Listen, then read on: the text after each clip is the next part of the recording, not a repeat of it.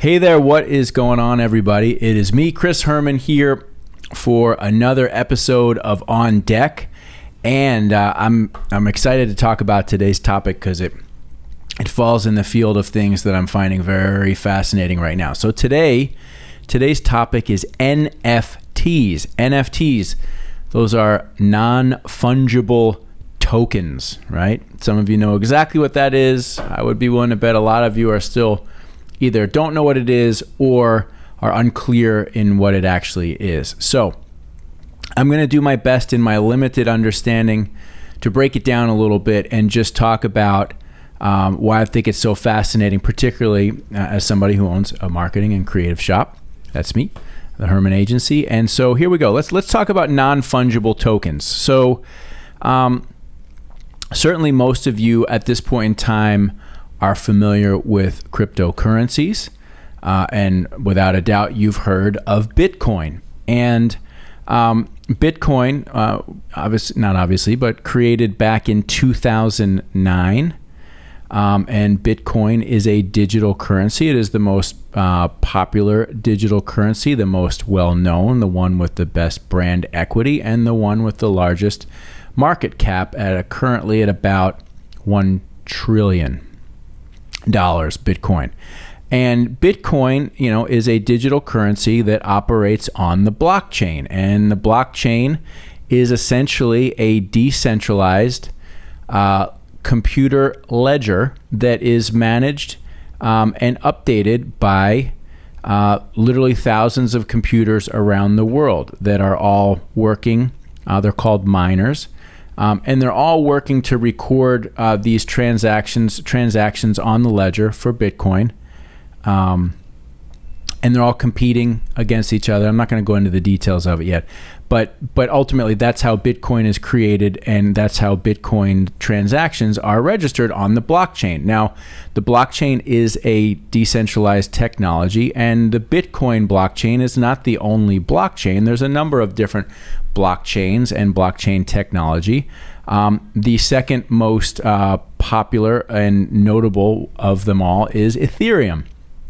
The difference with Ethereum is a blockchain that is not just dedicated to recording the transactions of the Ethereum coin, which is called Ether, but it is also a blockchain that is and has been created to run a lot of different applications and other sorts of decentralized finance applications. But one of the things that has sprung up in the world of Ethereum and on some other chains as well, and this isn't brand new, but it's in the last couple of years we've really started to hear about it, and I'm just telling you, I'm like a month into this, okay? So take what I'm sharing with you with a grain of salt, and if I make any erroneous statements, please, feel free to make them in the comments, but just understand I'm not preaching from a position of extreme knowledge. I'm just sharing what I'm learning so far because it's fascinating. So non-fungible tokens are essentially transactions that are happening on the blockchain, particularly the Ethereum blockchain. And these are transactions that are pertaining to primarily to digital art, digital video, and digital music. And so let's do a light description. Non-fungible. I remember years ago my dad trying to tell me that money is fungible, and essentially what that meant is that money can be converted into any number of different assets. But something that is non-fungible really means that there is only one of its kind. It can't be turned into something else. So, for example, this is the example that everybody uses. The Mona Lisa is non-fungible. There's only one. Now you can take pictures of it. People could copy it. People could do a brush stroke, perfect rendition of the Mona Lisa, but there's only one, and that's what makes it non-fungible. So in the world of Web 3.0 and blockchain, particularly, again, I'm going to come back to Ethereum for the point of this conversation, you have non-fungible tokens. These non-fungible tokens are essentially pieces of digital art. So recently, Jack Dorsey, who was the CEO of Twitter, recently sold a JPEG, I believe it's a JPEG, of his first tweet, the first tweet ever initiated by him, the first tweet ever. He sold it for the equivalent of about $2 million, right? A JPEG of the first tweet. Now, why would he do that, and why would somebody pay for that? Certainly, if you went on Jack Dorsey's Twitter feed, I would imagine you could scroll all the way back to the beginning and look at his first tweet. But now there is a digital record on the blockchain that says that so-and-so, whoever it was, who purchased that, is now the only owner of that digital asset. So let's go into this a little bit further. You've got a lot of artists and musicians, and you're starting to hear this a lot more, doing what are called NFT drops. Basically, they are dropping, like, you know, the old terminology for a record. They're dropping collections of artwork online on the blockchain through typically a website called OpenSea. I'm going to get to that in a second. But they are publishing digital artwork and making it available for purchase. They are called non-fungible tokens because essentially these artists are creating something that is a one-of-a-kind. When they upload it into any one of these, let's call it gallery sites, that piece of digital art gets minted, meaning that it gets recognized by the blockchain as the one and only version of that piece of artwork. And then that artwork is sold, or can be sold, in most cases for Ethereum. And so what it means, non-fungible token, is basically somebody's putting a piece of artwork on there. There's only one of its kind, so it can't be turned into anything else. It can't be duplicated. It can't be imitated. And then it is being put up for sale, and somebody potentially buys that piece of art or that piece of music or that piece of video. And the blockchain recognizes and registers that transaction and recognizes that person A created that piece of art, uploaded it, and that person A sold it to person B. It's really insane what is going on in the NFT world right now. It's fascinating. Some of the leading accounts or creators of NFTs are creating digital artwork that if you see it, it's like it's super pixelated, you know. And I'm not going to quote some of the leading, you know, creators right now because I'll probably mispronounce some things. But the point is that people are creating this digital artwork, in some cases very simple, like pixelated characters like from old video games, and this stuff is being sold for crazy amounts of money. Hundreds of thousands of dollars are being exchanged, you know, at a time on these digital pieces of art. And so, you know, it begs the question, well, why are people paying so much for it right now? And why is this important? Is this just a fad? Is this something that's going to go away? And I would say that the answer is no, this is not a fad. NFTs and digital creativity being bought, sold, and traded on the blockchain, it's not going away.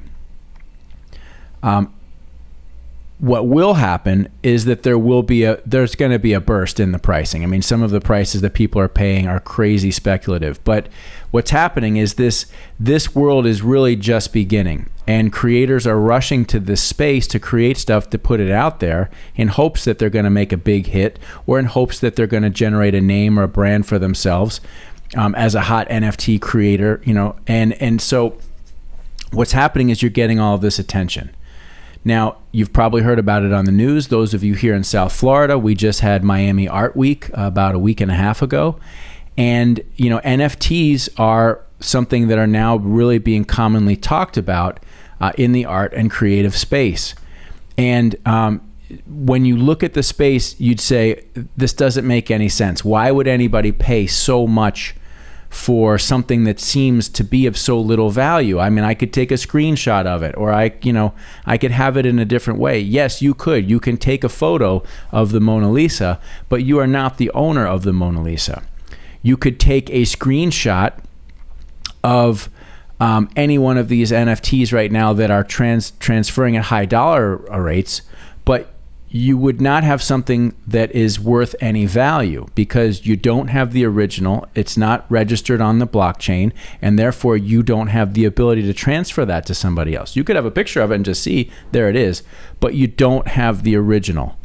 And so this whole NFT world is really about creativity. It's about creating artwork. It's a way for artists and musicians and videographers to create things, be responsible, and be able to create and publish their work and sell their work without any middleman, without any brokers, and without any fear of being ripped off and or copied. Because when you upload this stuff and it's registered on the blockchain, that piece of art is it's a one of a kind. And so people are spending crazy money right now because it's highly speculative. It's a brand new thing.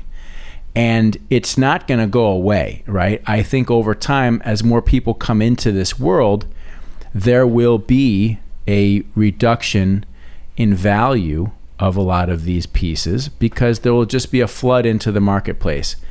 And over time, there will be this price bubble will burst. But what is happening is one of many pieces that are all being put into place right now that are all called Web 3.0, which I'm going to talk about in another video. But essentially, Web as we know it, there was Web 1.0, which was like the first version of the internet. Then there was Web 2.0, which was Google and Facebook and social media connecting everybody together. And Web 3.0 is really the move away from these sort of centralized platforms of Google and Facebook into a decentralized web platform and experience that is all hosted on the blockchain, where people can interact on the blockchain anonymously, safely, and conduct transactions and move money around with little to no cost or expense. And NFTs are a huge part of this. Now, I first started hearing about NFTs about a year and a half or two ago when Gary Vaynerchuk started talking about them. And I heard the term, and I knew if he was talking about it, it must be something. But it did not grasp me. In fact, none of this stuff with blockchain or cryptocurrency or NFTs really grabbed a hold of me until like within the last couple months. I don't know what happened, but all of a sudden I've become extremely fascinated about all of it because I think it represents a significant shift in technology that represents big opportunity. But the NFT piece is particularly interesting to me because, of course, we own an agency. I own an agency, and it's a creative shop, and we have the ability to create. And we're going to dip our toe into this field and learn and be a part of it. And I look forward to doing that and learning about it and sharing it with all of you because it's the wild, wild west right now. And sorry, I kind of diverged as I have a number of times in this particular episode. But going back to Gary Vaynerchuk, he was very careful to not push or promote NFTs because he knew that he had a very big following and he didn't want to lead anybody in the wrong direction. But he did create a separate corporate entity called Vayner NFT, and he has done his first NFT drop. For those of you that are familiar with Gary and you followed him for the years, he's always been he's a doodler. Like he always draw these funny, these very simple and basic cartoon doodles that he's been doing apparently since he was a kid. And I remember for a while he was sharing a lot of this stuff on Twitter, years ago. It's just random doodlings, like nothing fancy at all. It's just him, nervous energies doodling stuff down. Well, he realized that this NFT situation presented a very interesting opportunity for him to take something that he's been doing naturally just for the fun of it for years and digitize it, mint it, and put it out there. And I saw a TikTok video with him just the other day. His first NFT drop generated $91 million in revenue. Think about that. His doodles, I don't know how many there were. I don't know if he did, if there was 12, there's 24. I don't know. I'm still getting my arms around this. But literally his colorized doodles that he dropped as his first, NFT drop generated $91 million.